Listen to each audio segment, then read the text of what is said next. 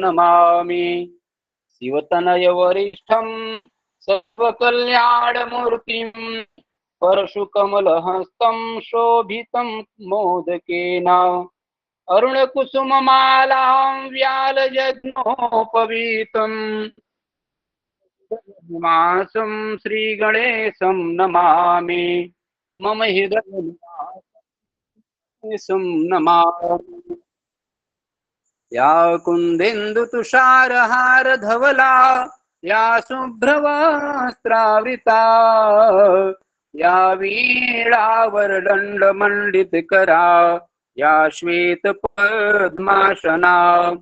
या ब्रह्माच्युतशङ्कर प्रभृतिभिर्देवैः सदा वन्दिता सा मां पातु सरस्वती भगवती निःशेषजाड्यापहाम् शुक्लां ब्रह्मविचारसार परमा माद्यां जगद्व्यापिनीं वीणा पुस्तकधारिणीं भयदां जाड्यान्धकारापहाम् हस्ते स्फाटिकमालिकां विदधतीं पद्मासने संसितां वन्दे तां परमेश्वरीं भगवतीं बोधिं प्रदां शारदां। सरस्वत्यै नमो नित्यं भद्रकाल्यै नमो नमः। वेद वेदांत वेदांग विद्यादेव गुरुर्ब्रह्मा गुरुर्देवो महेश्वर गुरुर्साक्षात् परब्रह्म तस्मै श्री गुरुवे नमः। अखण्डमण्डलाकारं व्याप्तं येन चराचरं तत्पदं दर्शितं येन तस्मै श्री गुरुवे नमः।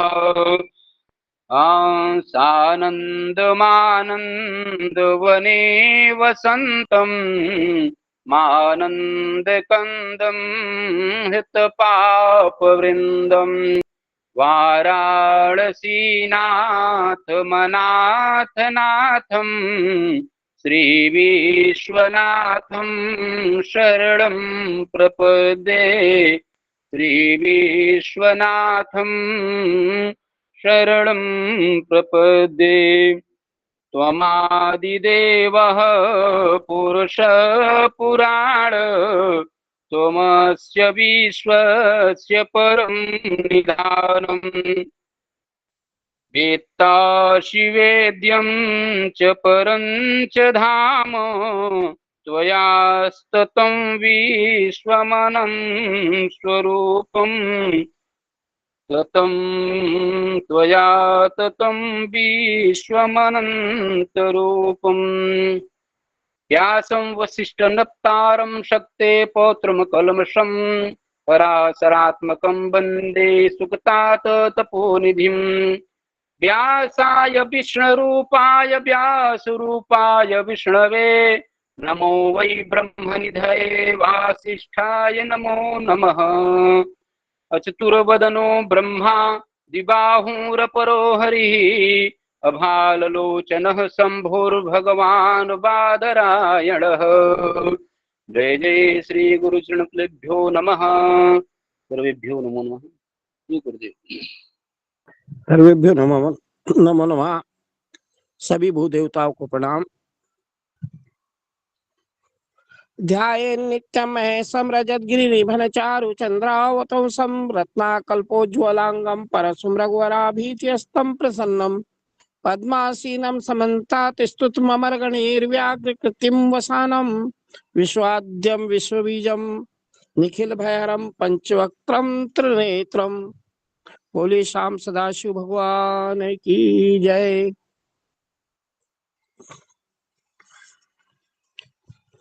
अभी अपना शिव महापुराण में शिव जी की पूजा का महत्व चल रहा है। शिवलिंग की पूजा किन किन वस्तुओं से कैसे की जाए, आज किन फूलों से भगवान शिव जी की पूजा की जाए जिससे कि उत्तम फल प्राप्त हो, वो प्रसंग यहाँ ब्रह्मा जी देवऋषि नारद जी को सुना रहे हैं कि जो लक्ष्मी यानी कि धन की, लक्ष्मी प्राप्ति की इच्छा करता हो, वो कमल के फूल, विलपत्र, सतपत्र और शंख पुष्प से भगवान शिव जी की पूजा करे। जो लक्ष्मी की इच्छा चाहता हो, धन चाहता हो, उसको शिवलिंग की कमल के फूलों से पूजा करनी चाहिए, या बिलपत्र या सतपत्र। यदि 1 लाख संख्या में इन फूलों द्वारा शिव जी की पूजा संपन्न हो जाए तो सारे पापों का नाश हो जाता है और लक्ष्मी को भी वो प्राप्त हो जाता है, इसमें संशय नहीं है। 1 लाख फूलों के द्वारा अगर भोलेनाथ की पूजा की जाए, किसके फूल हो, या तो कमल के फूल हो या बेल पत्र हो, संख्या 1 लाख हो, 1000 बिल पत्रों को भी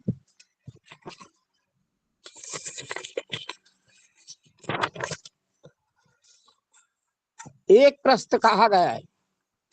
1000 पत्र से आधे प्रस्त की परिभाषा बताई है।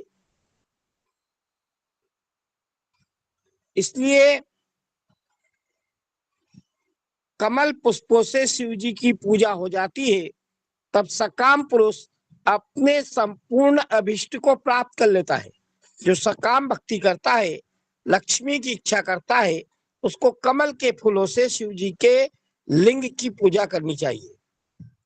यदि उपासक के मन में कोई कामना ना हो, बिना निष्काम भाव से कोई पूजा कर ले, तो वो शिव स्वरूप हो जाता है, शिव जी का रूप हो जाता है वो। मृत्युंजय मंत्र का जब 5 लाख जब पूरा हो जाए, महामृत्युंजय मंत्र सभी जानते हैं, अपन तो ब्राह्मण गण जुड़े हैं यहाँ। महामृत्युंजय मंत्र का अगर 5 लाख जब पूरा हो जाए, तब भगवान शिव उसको प्रत्यक्ष दर्शन दे देते हैं और 1 लाख के जब से उसके शरीर की शुद्धि हो जाती है। 1 लाख महामृत्युंजय मंत्र का उसने जाप किया, उसका शरीर शुद्ध हो गया। दूसरे लाख के जब से पूर्व जन्म की बातों का स्मरण हो जाता है। 1 लाख में तो उसके पाप नष्ट हो जाते हैं, शरीर शुद्ध हो जाता है। दूसरा लाख पूरा हुआ तो पूर्व जन्म की बातें इसको याद हो जाती है। तीसरे लाख पूर्ण होने पर संपूर्ण काम में वस्तुएं प्राप्त होने लगती है। जो जो कामना करेगा वो चीजें उसको प्राप्त हो जाएगी 3 लाख महामृत्युंजय के जाप करने से। चौथे लाख का जप होने पर, जैसे वो चौथे लाख का जप प्रारंभ करेगा, चौथा लाख पूर्ण होगा, स्वप्न में भगवान शिव का दर्शन होने लगता है। और 5वें लाख का जप जो ही पूरा होता है, भगवान शिव उपासक के सम्मुख तत्काल प्रकट हो जाते हैं। इसी मंत्र का अगर 10 लाख जाप हो जाए, संपूर्ण फल की सिद्धि उसे प्राप्त हो जाती है। अगर 10 लाख जाप कर ले महामृत्युंजय का कोई व्यक्ति, तो जो उसकी इच्छा है। अगर कोई व्यक्ति वीडियो बंद कर ले बेटा प्रियंका, अगर कोई व्यक्ति 1 लाख दूर्वा, जानते नहीं दूब, 1 लाख दूर्वा द्वारा शिव का पूजन करे, मुनिश्रेष्ठ आयु की इच्छा जिसको है, लंबी आयु चाहता है, अगर 1 लाख दूर्वाओं से शिवजी का पूजन करे तो उसकी आयु बढ़ जाती है। जिसे पुत्र की इच्छा हो, कोई पुत्र की इच्छा करता हो, अभिलाषा हो, वो धतूरे के 1 लाख फूलों से शिवजी की पूजा करे। धतूरे के फूल, लाल डंठल वाला धतूरा पूजन में शुभदायक माना गया है। लाल डंठल वाला धतूरा जो होता है वो ज्यादा श्रेष्ठ होता है। अगस्त के 1 लाख फूलों से पूजा करने वाले पुरुष को यश की प्राप्ति हो जाती है। यदि तुलसी की मंजरी से शिव की पूजा करे तो उपासक को भोग और मोक्ष दोनों सुलभ हो जाते हैं। भोग भी मिलेगा और मोक्ष भी मिलेगा। लाल और सफेद आंख, मदार बोलते हैं, किसी क्षेत्र में आग बोलते हैं, आंकड़ा बोलते हैं। लाल भी होता है, ये सफेद भी होता है, अपने अपने क्षेत्रों में क्या नाम लेते हैं। आग के अपामार्ग, आंधी झाड़ा, कहीं लट्टीजीरा भी बोलते हैं, अपामार्ग, और सफेद कमल के 1 लाख फूलों द्वारा पूजन करने से भी भोग और मोक्ष की प्राप्ति हो जाती है। भोग भी मिलेगा इसमें और मोक्ष भी देने वाला होगा।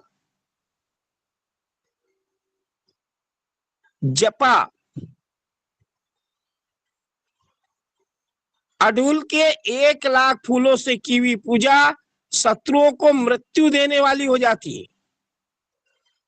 अब देखिए भैया, कोई से तो ऐसे वृक्ष है कि हम पहचानते भी नहीं है, और किसी किसी वृक्ष के फूल बताए हैं उनको आप भी नहीं पहचानते होंगे। करवीर के 1 लाख फूल यदि शिव जी के पूजन में उपयोग में लाए जाए तो वे जो है ना, उस जो पूजा करता है उसके रोग सारे दूर हो जाते हैं। कोई रोगी 1 लाख करवीर के फूलों से पूजन कर दे तो उसके सारे रोग दूर हो जाते हैं। बंदूक, दोपहरिया लगाते हैं लोग गमलों में, दोपहरिया का फूल, उन फूलों के द्वारा पूजन करने से आभूषणों की प्राप्ति होती है, आभूषण मिल जाते हैं। चमेली के फूल, उनसे शिव जी की पूजा करके मनुष्य वाहनों का सुख प्राप्त कर लेता है। चमेली के फूल चढ़ाएगा, चमेली के फूल से पूजन करेगा तो वाहन सुख मिल जाएगा। अलसी, एक पौधा होता है अलसी, के फूलों से महादेव जी का पूजन करने वाला पुरुष भगवान विष्णु को प्रिय हो जाता है। अलसी के फूल, तेल निकलता है इसका, खाने के काम आता है। हमारे क्षेत्र में होती है, आप लोगों के क्षेत्र में होती हो नहीं होती हो वो अलग बात है। समीपत्र, समीपत्र से पूजा करके मनुष्य मोक्ष प्राप्त कर लेता है, मोक्ष हो जाता है। जो समीपत्र से 1 लाख समीपत्र से शिव जी का पूजन करे। बेल, जो बिलपत्र होता है, उसके फूल चढ़ाने पर भगवान शिव अत्यंत शुभ लक्षणा पत्नी प्रदान करते हैं।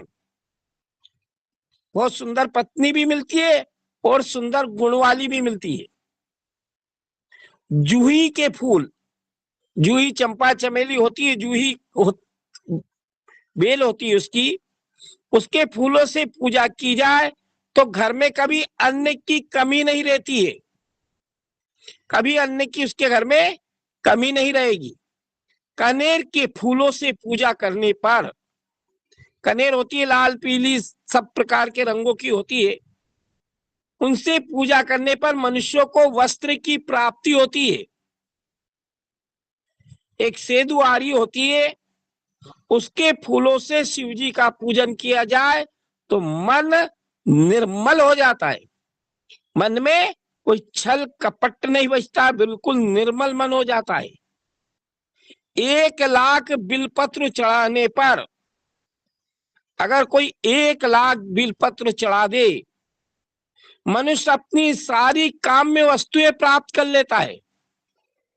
जो जो मन की कामना है, सारी कामनाएं पूरी हो जाती है, लेकिन 1 लाख बिलपत्र से पूजन करे। हर श्रृंगार के फूलों से पूजा करने पर सुख और संपत्ति की वृद्धि होती है, सुख भी मिलता है और संपत्ति भी मिलती है। वर्तमान ऋतु में पैदा होने वाले फूल ऋतु काल के अनुसार आपके क्षेत्र में जो फूल होते हैं, यदि शिव की सेवा में समर्पित कर दिए जाए तो ये मोक्ष को देने वाले होते हैं, इसमें संशय नहीं।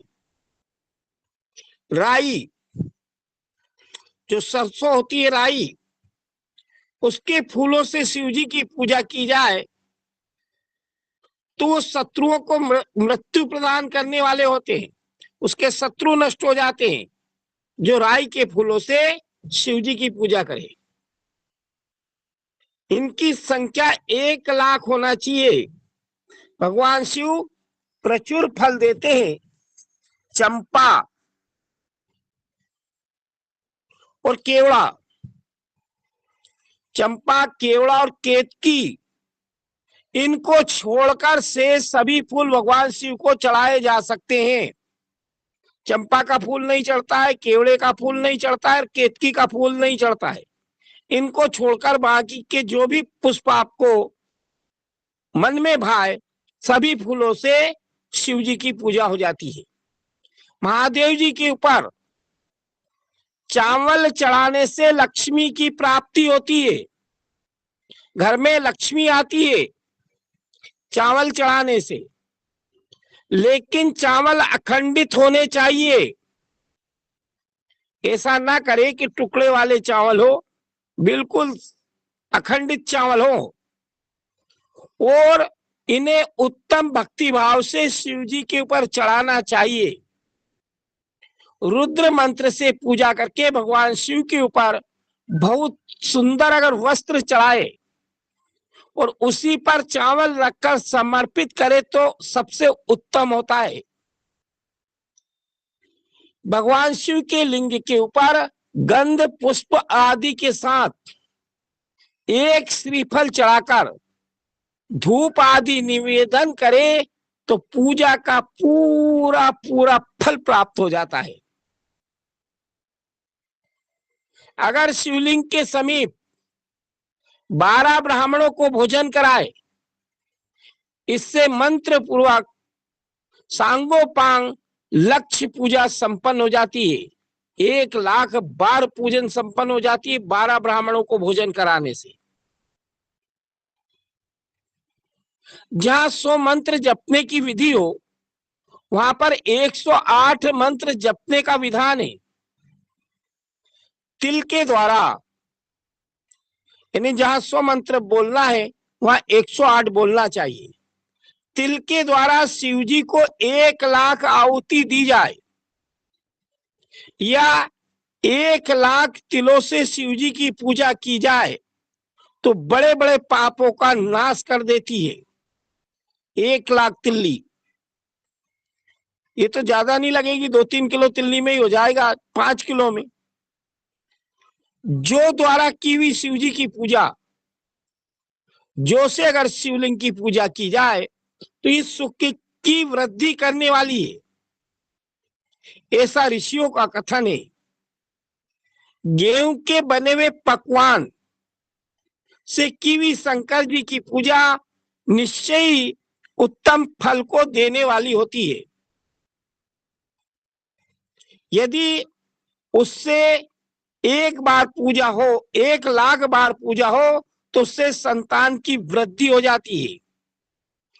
यदि मूंग से पूजा की जाए, मूंग, भगवान शिव सुख प्रदान करते हैं मूंग से पूजा करने के लिए। प्रियंगु, कांगनी द्वारा सर्वाध्यक्ष परमात्मा शिव जी का पूजन करने मात्र से उपासक के धर्म, अर्थ, काम, भोग की वृद्धि हो जाती है। सब कुछ मिल जाता है कांगनी से पूजा की जाए तो। हमारे क्षेत्र में मिलती है, अगर आप लोगों को किसी को आवश्यकता लगे तो मेरे को फोन लगा देना।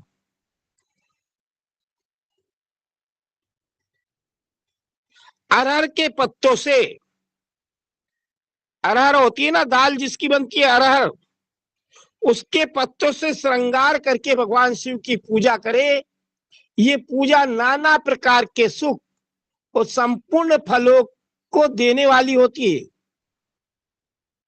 अब फूलों की लक्ष्य संख्या का तोल बताया जा रहा है। प्रसन्नता पूर्वक सुनो।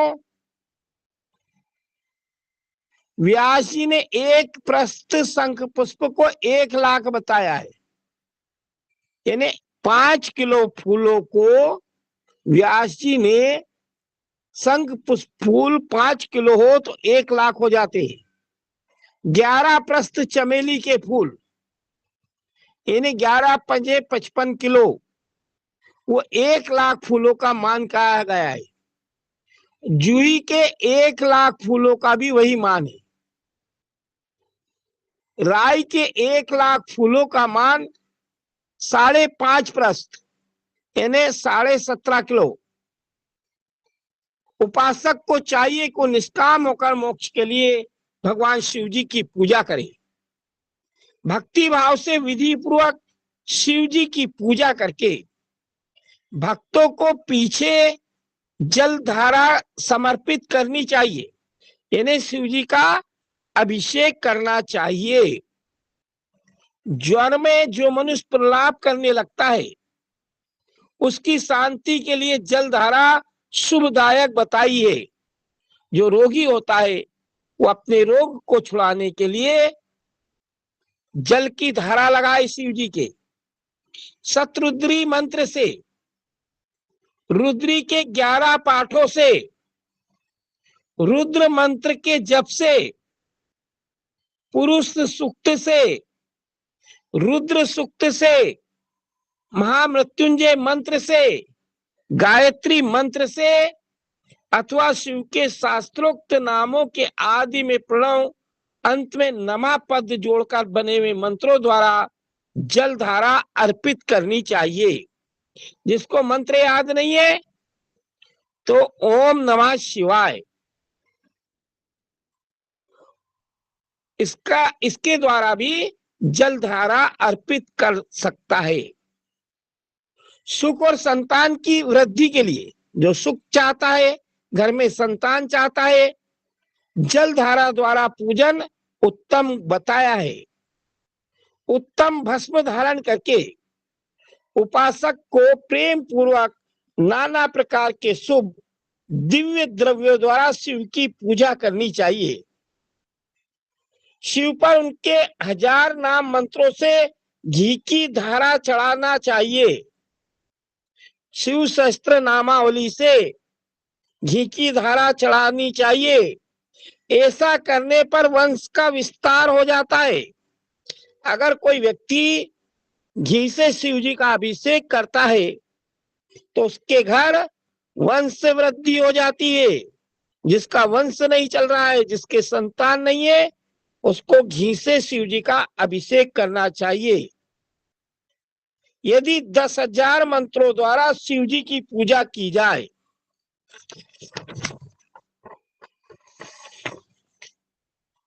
तो रोग की शांति हो जाती है और उपासक को मनोवांछित फल की प्राप्ति हो जाती है। यदि कोई नपुंसकता को प्राप्त हो तो वो घी से शिव जी की भली भांति पूजा करे तथा ब्राह्मणों को भोजन कराए। साथ ही उनके लिए मुनियों ने प्रजापत्य व्रत का भी विधान बताया है।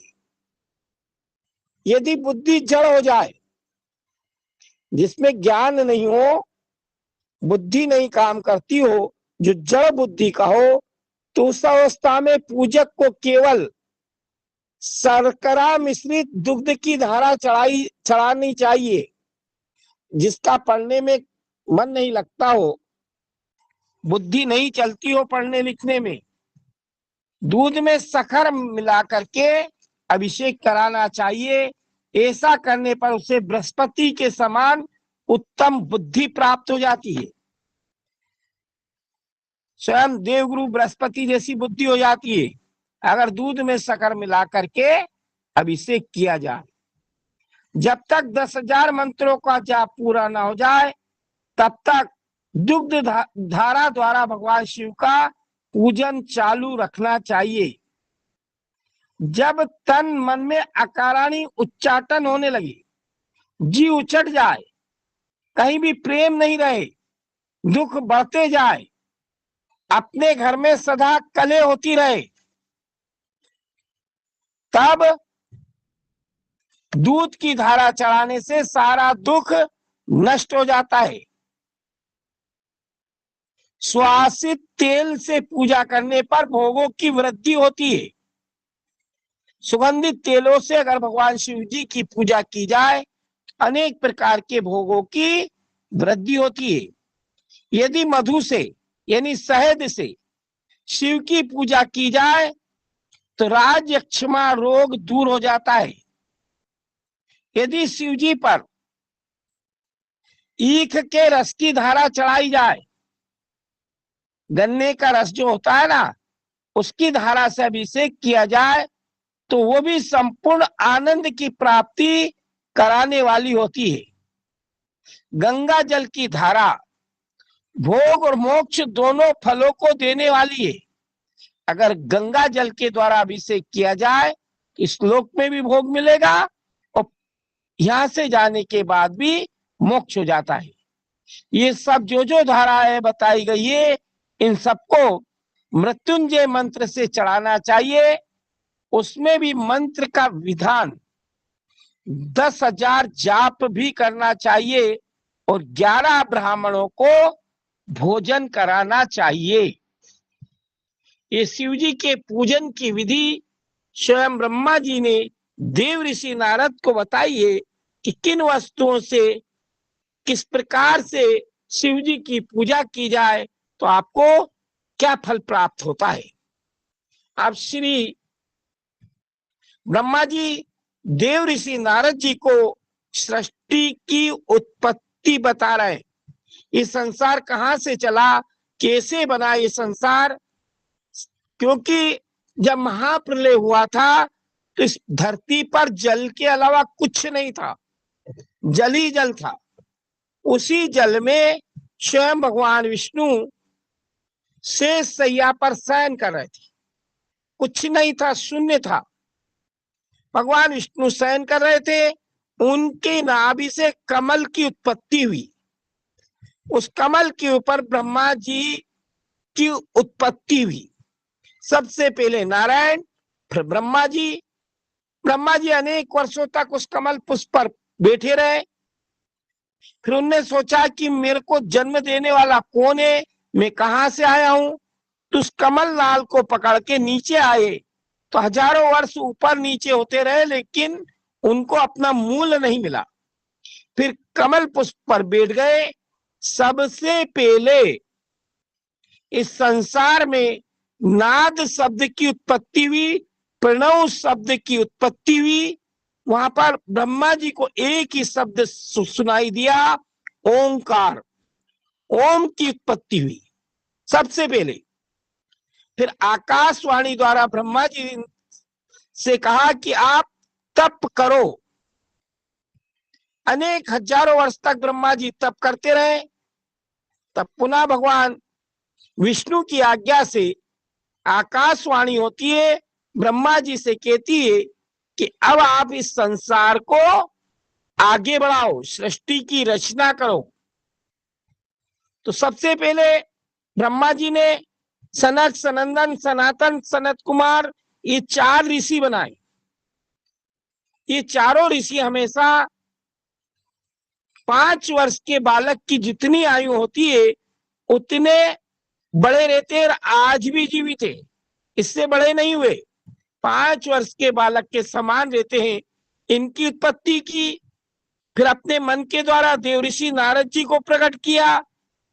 लेकिन ये सब जो है तप करने में लगे रहे, संसार को आगे नहीं बढ़ा पाए।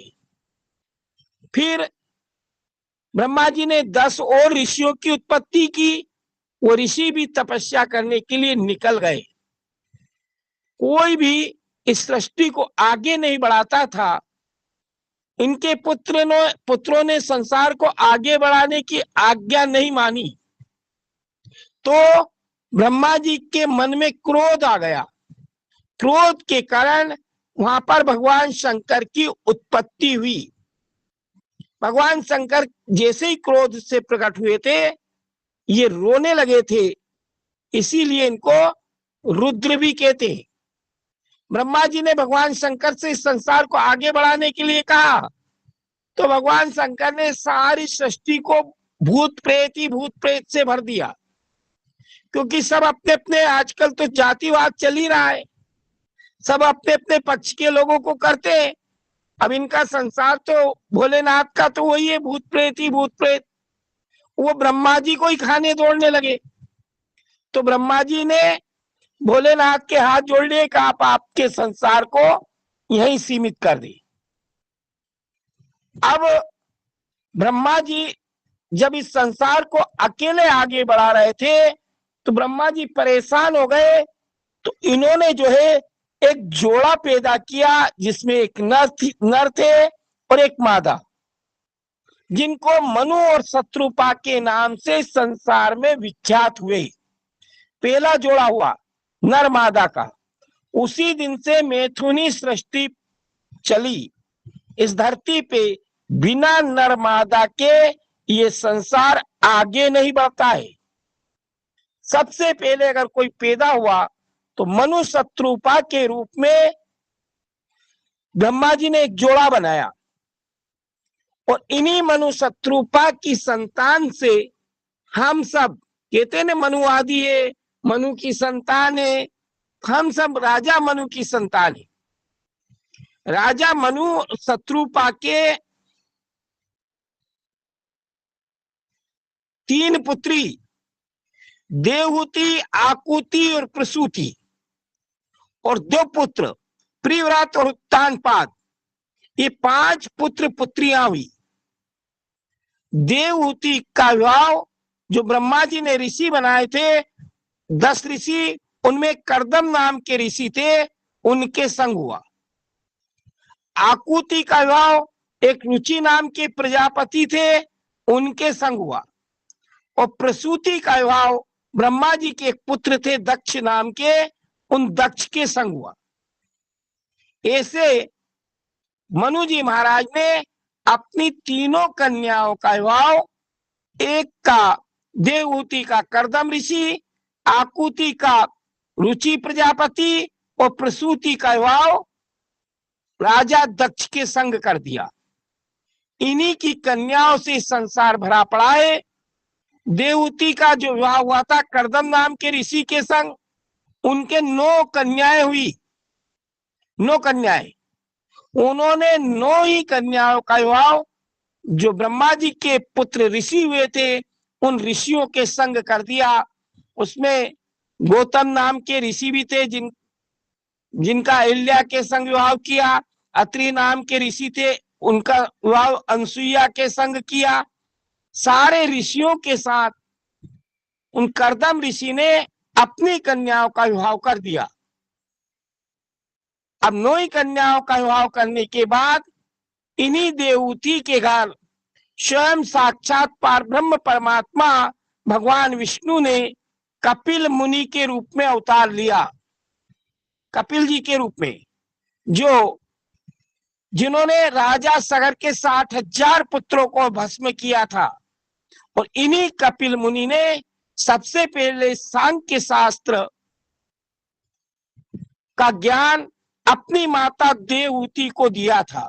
अध्यात्म का ज्ञान, पर ब्रह्म की शिक्षा इन्हीं कपिल मुनि ने सबसे पहले अपनी माँ देवहूति को दिव्य ज्ञान, जिससे कि परब्रह्म परमात्मा में मनुष्य का मन लग जाता है, समाधि में पहुंच जाता है, वो दिव्य ज्ञान इन्हीं कपिल मुनि जी ने अपनी माँ देवहूति को दिया था। अब एक कन्या जो प्रसूति नाम की, रुचि नाम के प्रजापति को दी गई थी, उनसे एक जोड़ा पैदा हुआ जो स्वयं लक्ष्मी और नारायण के रूप में थे। स्वयं भगवान विष्णु और लक्ष्मी जी यज्ञ के रूप में, जो यज्ञ होता है वो यज्ञ के रूप में भगवान विष्णु का अवतार हुआ, और जो दक्षिणा होती है यज्ञ की वो स्वयं लक्ष्मी स्वरूपा है। यज्ञ और दक्षिणा के रूप में प्रसूति जी के यहाँ स्वयं नारायण ने अवतार लिया। और जो राजा दक्ष को प्रसूति नाम की कन्या दी थी, उन राजा दक्ष के यहाँ सबसे पहले 10,000 पुत्र हुए। कितने पुत्र? 10,000 पुत्र। लेकिन देव ऋषि नारद जी आए, उनको ऐसा दिव्य ज्ञान की शिक्षा दी, ऐसा दिव्य ज्ञान दिया कि सब के सब जल में बैठ के तप करने चले गए। अब संसार को आगे कौन बढ़ाए?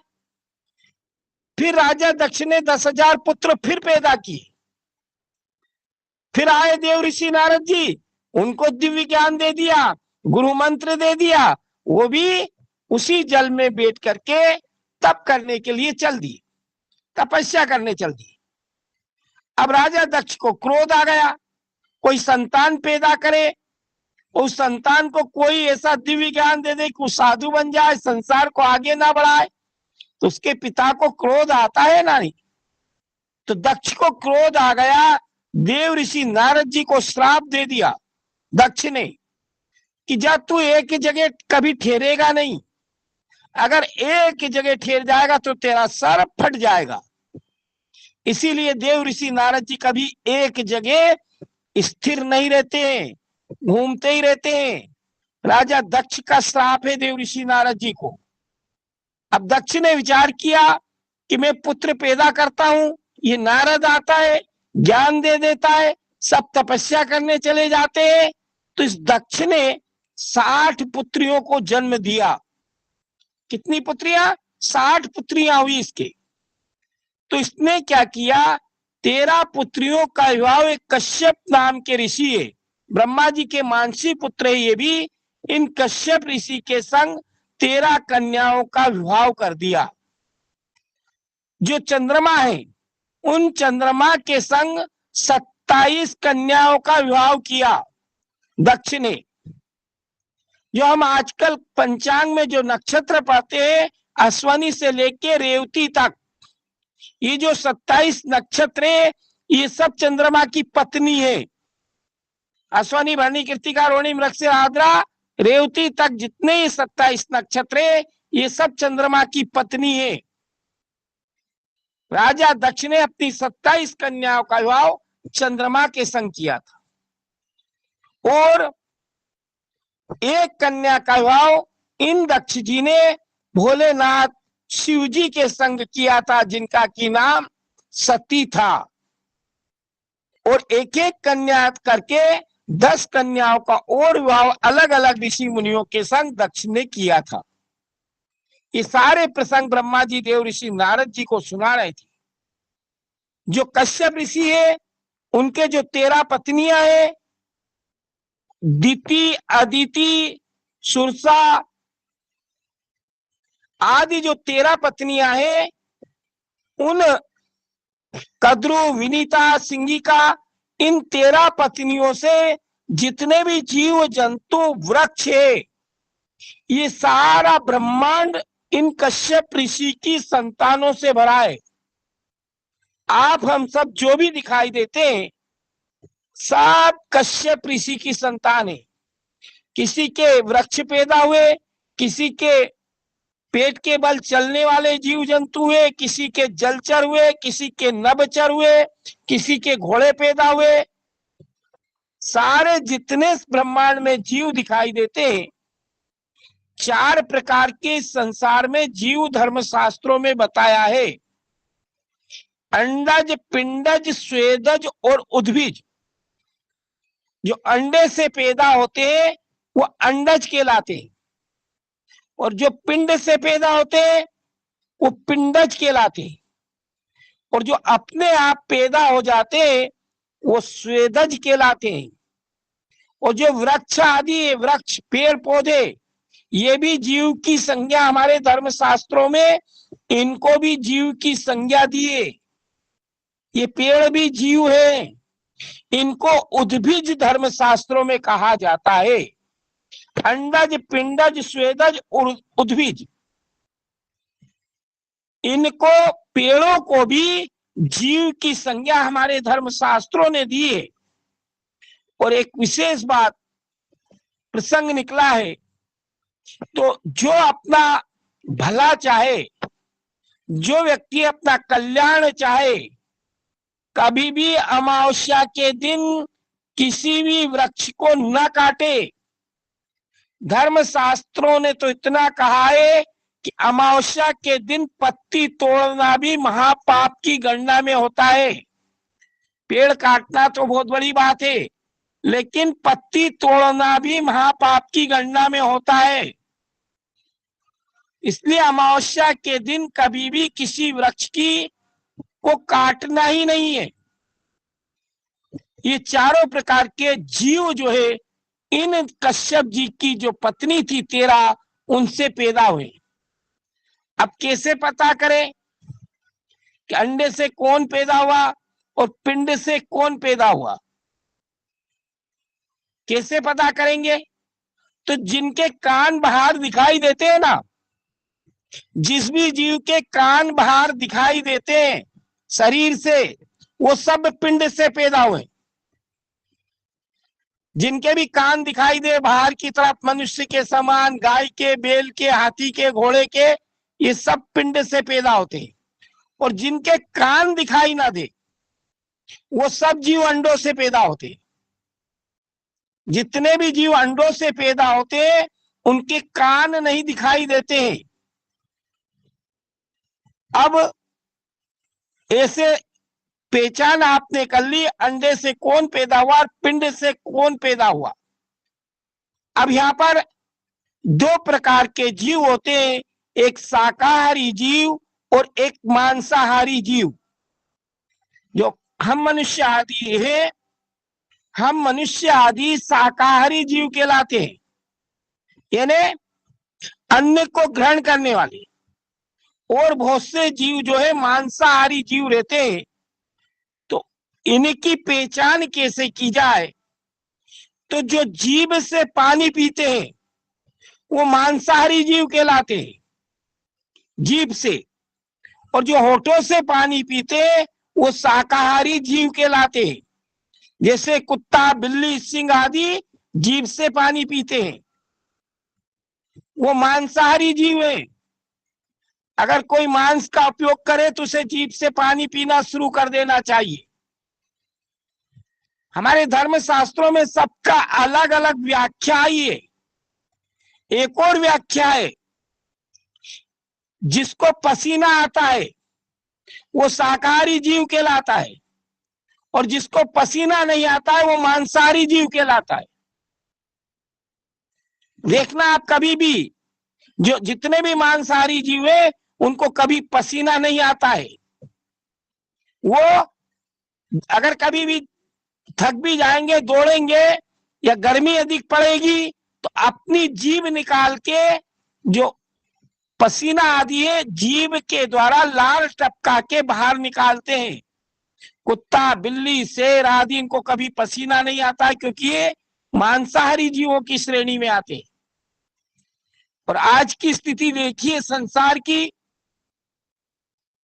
आपने अपने घर में दूध, दही, घी सबको खूब अच्छे प्रकार से रखा होगा। ढक के रखते हैं, अलमारियों में रखते हैं, कहीं बिल्ली ना आ जाए या कुत्ता ना आ जाए। लेकिन कोई ये बताए, कभी आप घर में फल लाए या सब्जी लाए, उसको कुत्ता बिल्ली से बचा के रखा क्या? कुत्ता कभी फल नहीं खाता है। कुत्ता और बिल्ली कभी फल को नहीं खाते हैं, कितना ही अच्छा फल हो, क्योंकि ये कुत्ता बिल्ली जानते हैं ये मेरा आहार नहीं है, ये मनुष्यों का आहार है फल। लेकिन ये मनुष्य इतना निष्ठुर है, उन जानवर जिनमें बुद्धि नहीं है, ज्ञान नहीं है, वो मनुष्यों का भोजन नहीं करते। लेकिन ये मनुष्य इतना निष्ठुर है कि ये मनुष्य उन कुत्ता बिल्ली का भोजन कर लेते हैं। कुत्ता बिल्ली का भोजन क्या है? मांस आदि। कुत्ता बिल्ली का भोजन ये मनुष्य कर लेता है, लेकिन कुत्ता बिल्ली मनुष्यों का भोजन नहीं करते हैं। ये सारे जितने भी जीव है, स्वयं नाग आदि सारे जीव कश्यप ऋषि की 13 पत्नियों से उत्पन्न हुए हैं। देखा होगा आपने कभी, सभी कर्मकांड करने वाले अधिकांश ब्राह्मण देवता है, जब किसी को अपना गोत्र पता नहीं होता है तो हम क्या बुलाते हैं? गोत्र कश्यप गोत्र उत्पन्ना, कश्यप जी का नाम ले लेते हैं, क्योंकि आप हम सारा संसार जो ब्रह्मांड दिखाई देता है ये सब कश्यप ऋषि की संतान है। इन्हीं कश्यप ऋषि से देवता पैदा हुए और इन्हीं से राक्षस पैदा हुए। कश्यप ऋषि के जो दिति नाम की पत्नी थी उनसे सारे राक्षस पैदा हुए, अदिति से देवता पैदा हुए। राजा इंद्र आदि सारे देवता अदिति जी से पैदा हुए और दिति से राक्षस पैदा हुए। ये सारे प्रसंग ब्रह्मा जी सृष्टि का वर्णन, इस सृष्टि आगे कैसे बढ़ी, इस संसार आगे कैसे चला, इस सृष्टि का सारा वर्णन जो है ब्रह्मा जी देव ऋषि नारद जी को बता रहे थे। इन्हीं कश्यप जी के यहाँ दिति के गर्भ से हिरण्याक्ष हिरण्याकश्यप की उत्पत्ति हुई। जो सनक सनंदन सनातन सनत कुमार जी है, एक बार ये बैकुंठ लोक में भगवान विष्णु के दर्शन करने के लिए गए। ये 6 द्वार पार कर चुके थे। 7वें द्वार में घुसने लगे तो भगवान विष्णु के 2 पार्षद थे, जय और विजय नाम के, इन्होंने अंदर नहीं जाने दिया। तो ये सनक सनंदन सनातन सनत कुमार जी ने इन दोनों पार्षदों को श्राप दे दिया कि जाओ तुम 3 जन्म तक घोर राक्षस बनोगे।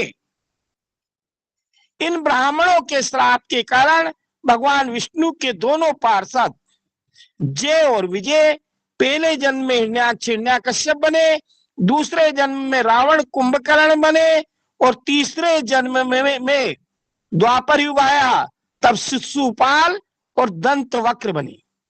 3 जन्म तक ब्राह्मणों के श्राप से इनको राक्षस योनि प्राप्त हुई। जब जय और विजय ने सनक सनंदन सनातन कुमार आदि की बहुत प्रार्थना की, स्वयं भगवान विष्णु लक्ष्मी जी के सहित आ गए। सनक सनंदन सनातन सनत कुमार जी के चरणों में पड़ गए। भगवान विष्णु ने विनती की कि ये मेरे सेवकों का अपराध नहीं है, मेरा अपराध है, क्योंकि मैं इनका स्वामी हूं। आज भी देखते हैं ना, भले किसी पुलिस वाले का अपराध होता है, किसी का भी अपराध होता है, वहां के मुख्यमंत्री को दोष दिया जाता है, वहां प्रधानमंत्री को दोष दिया जाता है, तो स्वामी को दोष दिया जाता है ना। ऐसे ही भगवान विष्णु कह रहे मेरे सेवकों ने आपका अपराध किया, ये जो है ना, ये दोषी नहीं है, मैं हूं इसका दोषी, जो आपको अंदर आने नहीं दिया इनने। जब बहुत अच्छे प्रकार से विनती की, जय विजय ने भी विनती की, तो सनक सनंदन सनातन सनत कुमार जी ने इनको आशीर्वाद दे दिया कि जाओ आपके घर आपके एक पुत्र होगा जिसका कि नाम पेलाद होगा, और जहां जहां भी भगवान विष्णु की कथा होगी, जहां जहां भी भक्तों की गणना होगी, वहां तुम्हारे पुत्र का आवाज गड़बड़ हो रही है। आज भी भगवान विष्णु के साथ प्रहलाद जी का नाम जुड़ा है। संसार के जितने परम भक्त हुए उनमें इन्हीं हिरण्याकश्यप के पुत्र का नाम जुड़ा है, वो भी ब्राह्मणों के आशीर्वाद से जुड़ा है। जब हिरण्याकश्यप का जन्म कश्यप जी के यहाँ हुआ तो उसका भी बहुत बड़ा कारण था। एक दिन कश्यप जी अपने आश्रम में बैठे थे, इनकी पत्नी दिति, संध्या का समय था। संध्या के समय कश्यप जी से कहने लगी कि मेरा मन जो है काम वासना से ज्यादा पीड़ित हो रहा है, मेरे मन में काम वासना जागृत हो रही है, आप मेरे संग भोग करिए। कश्यप जी ने बहुत मना किया, संध्या के समय भोग नहीं करना चाहिए, लेकिन दिति नहीं मानी। संध्या के संग समय भोग करने से इन दिति जी के गर्भ में ये महाराक्षस हिरण्याक्ष हिरण्याकश्यप गर्भ में आए और इन्होंने देवताओं के 100 वर्ष तक ही गर्भ में रहे। कितने? देवताओं के 100 वर्ष। देवताओं का 1 वर्ष कितना बड़ा होता है? अंकित जी, अपने वर्षों के हिसाब से देवताओं का वर्ष कितना बड़ा होता है? चलिए, 4,40,40,80,000 अपने वर्ष व्यतीत हो जाते, तब जाके देवताओं का एक वर्ष व्यतीत होता है। 4,29,80,40,000 वर्ष अपने इस धरती के अपने व्यतीत हो जाते, तब जाके देवताओं का एक वर्ष पूरा होता है। ऐसे 100 वर्ष तक गर्भ में रहे ये हिरण्याक्ष हिरण्यकश्यप। जब इनका जन्म हुआ, जन्म लेते ही ये जो है सारे संसार में तांडव मचाने लगे। ऐसा तांडव मचाया इन्होंने कि सारे ब्रह्मांड को हिला के रख दिया। अब क्या होता है कि जो हिरण्याक्ष नाम का दैत्य था, इससे कोई लड़ता ही नहीं था, इतना बड़ा बलशाली था। तो ये समुद्र की लहरों में अपनी गधा मारता रहता था। एक दिन देव ऋषि नारद जी आए। देव ऋषि नारद जी से कहा कि मुझसे कोई युद्ध ही नहीं करता है। तो नारद जी ने कहा कि ठीक है, तेरे से युद्ध करने वाला तुझे मिल जाएगा। जब महाप्रलय हुआ था, ये धरती रसातल में जल में डूब चुकी थी। जिस समय जल में डूब गई थी, ब्रह्मा जी अब चिंता करने लगे कि मैं सृष्टि को तो बना रहा हूं, संसार को तो आगे बढ़ा रहा हूं, लेकिन ये धरती जो है जल में डूबी है, ये संसार कहाँ रहेगा। तो इसी चिंता में व्याकुल थे ब्रह्मा जी। तो ब्रह्मा जी के नाक में से एक बहरा का बच्चा निकला, जंगली सुअर, जंगल में जो सूकर रहते, वो बच्चा निकला और देखते ही देखते हाथी के समान होकर के महाप्रलय के जल में कूद गया। कूद करके वो जो पृथ्वी रसातल में गई थी, अपने दाढ़ पर रख के ला रहा था, दाढ़ पर रख के ला रहा था। उसी समय इस हिरण्याक्ष से भगवान विष्णु ने बाहरा रूप में यह अवतार लिया था। अपन संकल्प में बोलते ना पंत जी, सप्तमे वेवस्मंतरे श्वेत बाहरा कल्पे। जी भगवान। इस कल्प का नाम बाहरा कल्प है। ये भगवान विष्णु का बाहरा अवतार है जी। ये बारह अवतार लिया ना, सबसे पहले भगवान विष्णु ने 12 के रूप में अवतार लिया, इसीलिए इसको 12 श्वेत 12 कल्पे। 12 का मतलब ये नहीं 12 संख्या है, 12 का मतलब होता है वो जंगली सुअर। उस रूप में भगवान विष्णु ने अवतार लिया था और इस हिरण्याक्ष नाम के दैत्य का वहां वध किया और पृथ्वी को जल पे एक जगह स्थिर करके भगवान विष्णु अपने लोक को चले गए। ये सारे सृष्टि का वर्णन जो है ब्रह्मा जी देव ऋषि नारद जी को सुना रहे थे। ये सृष्टि कैसे आगे बढ़ी, कौन कौन पैदा हुआ, और ये जो कश्यप जी की 13 पत्नियां हैं, उन्हीं से ये संसार भरा पड़ा है। और जो एक कन्या भगवान शंकर को ब्याही गई थी सती जी, उन सती जी का बहुत बड़ा प्रसंग है। वो प्रसंग में आप लोगों को कल सुनाऊंगा, क्योंकि 9:20 पर हमारी मीटिंग भी है, वहां भी जाना है।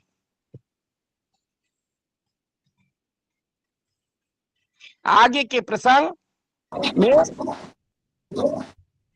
कल सुना दूंगा। हर हर महादेव।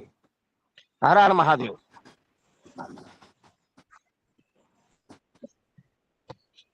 लिंक डलिए आज मीटिंग की। 10-20 मिनट में मेरा घर का थोड़ा बहुत काम देख लूंगा, 1-2 फोन आ रहा है उनसे बात कर लूंगा 10-1 मिनट, फिर उसमें भी जाना है तो शांति पाठ कर लिया जाए। जी भगवान। हरि ओम द्यौः शान्तिरन्तरिक्षगं शान्तिः पृथिवी शान्तिरावः शान्तिरोषधयः शान्तिः वनस्पतयः शान्तिर्विश्वे देवाः शान्तिर्ब्रह्म शान्तिः सर्वगुण शान्तिः शान्तिरेव शान्तिः सामा शान्तिरेधि जतो यतः समीहसे ततो नो अभयं कुरु सन्नः कुरु प्रजाभ्यो भयन्नः पशुभ्यः सुशान्तिर्भवतु सर्वारिष्ट शान्तिर्भवतु ओम शांति शांति शांति। जी गुरुदेव प्रणाम। हर हर हर हर महादेव। महादेव। किसी को कोई हर हर शंका हो, कहीं मेरे से गलती हुई त्रुटि हुई हो, किसी को कहीं शंका हो तो पूछ ले। देखिए धारा प्रवाह बोलना रहता है तो कभी कभी हमारे से आगे पीछे भी हो जाता है, कुछ गलतियां भी हो जाए तो क्षमा कर देना।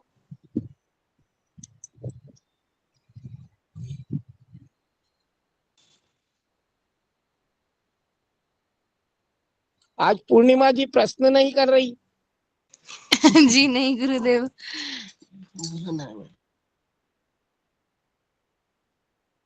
गुरुदेव एक प्रश्न था, मेरी माता जी पूछ रही हैं कि जैसे कल सोमवार है और कल एकादशी मतलब एकादशी भी है, तो आज मेरा तबीयत खराब हो चुका है, तो कल क्या मैं व्रत रह पाऊंगी? देखिए बालक को, रोगी को और वृद्ध को अपने धर्म शास्त्र ने छूट दिए। अगर आप इस योग्य नहीं हो, व्रत करने के योग्य नहीं हो तो व्रत ना करे। ठीक है है ना? जी। व्रत ना करे। जी गुरुदेव। विशेष परिस्थितियों में अपने धर्म शास्त्र ने बालकों को, वृद्ध आदमी को और विशेष परिस्थिति में और रोगी को धर्म शास्त्रों ने छूट दिए। आपको कोई दोष नहीं लगेगा अगर आप व्रत नहीं करोगी तो। जी गुरुदेव, ऐसे मेरी इच्छा थी करने की। हम नहीं करते हैं। आप योग्य हो तो कर लीजिए। जी गुरुदेव।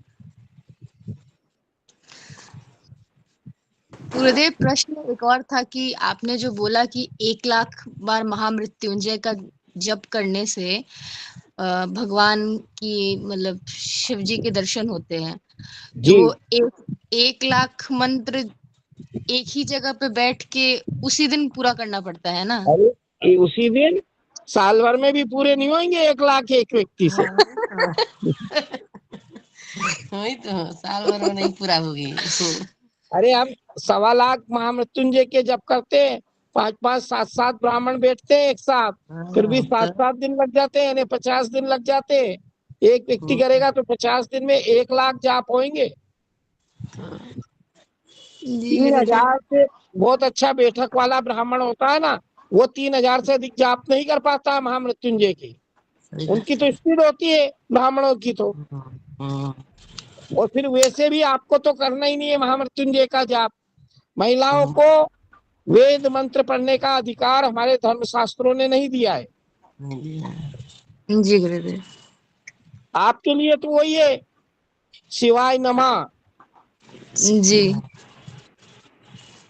वही आपके लिए महामृत्युंजय मंत्र है। वेद मंत्र बोलने का अधिकार हमारे धर्म शास्त्रों ने महिलाओं को नहीं दिया है। उनके लिए दूसरी चीजें बनी है, दुर्गा सप्तशती बनी है। ऐसा थोड़ी है कि कोई महामृत्युंजय का ही जाप करोगी तभी ये फल प्राप्त होगा।